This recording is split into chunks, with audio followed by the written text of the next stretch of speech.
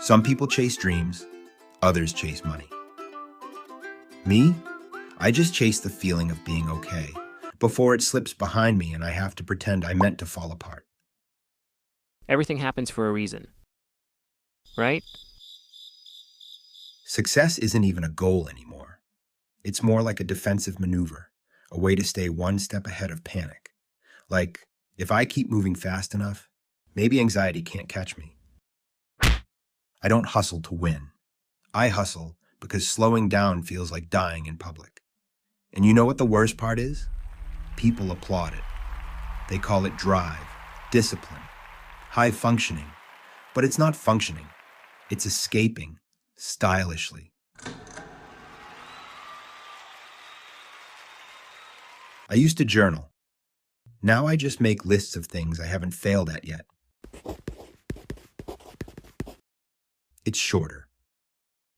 Sometimes I open my calendar and it feels less like a schedule and more like evidence submitted at my own trial. Appointments I don't remember accepting. Deadlines I've already outlived. And people I'm 80% sure are real. And yet, people look at me and say, "You're so organized." "No, Susan, I'm haunted. This isn't a planner. It's a prophecy, a list of people I'm statistically likely to disappoint by Thursday. Including me. I once called my therapist and asked, "Do you ever feel like your to-do list is a eulogy for who you were supposed to be?"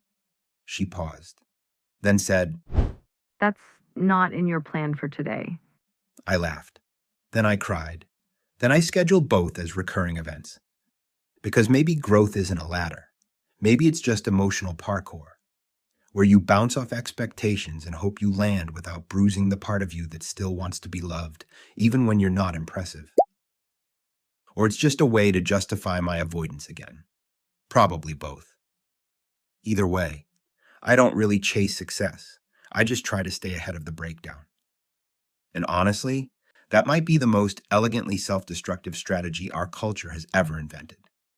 That and streaming emotionally generous strangers in high resolution. Anyway, you want to know something ironic?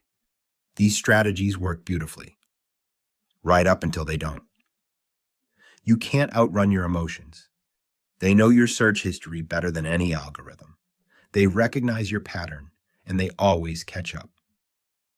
Even if you keep labeling your struggles as lessons from the universe. And yeah, I know what they say, that when you hit rock bottom, you finally have something solid to push against, so you can bounce back up. But gravity doesn't care about quotes or metaphors. It only cares about weight. And it will drag you back down faster than tequila on a Friday night out if you don't let your emotions speak and give the weight in your chest a way out first. Your best shot is to just stop before you jump again and actually start feeling every fucking thing. Grief, dread, anxiety, love, happy ending, regret, panic, preferably not in that order. Or exactly in that order.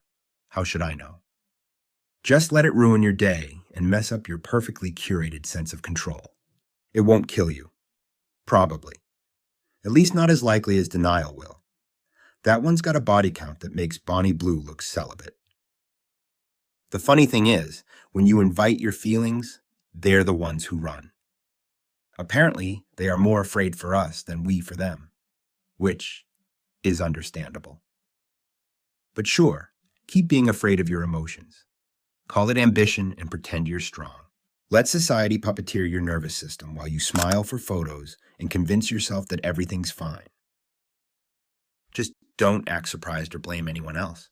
When you start confusing presence with performance and look like 60 years old when you're actually 35.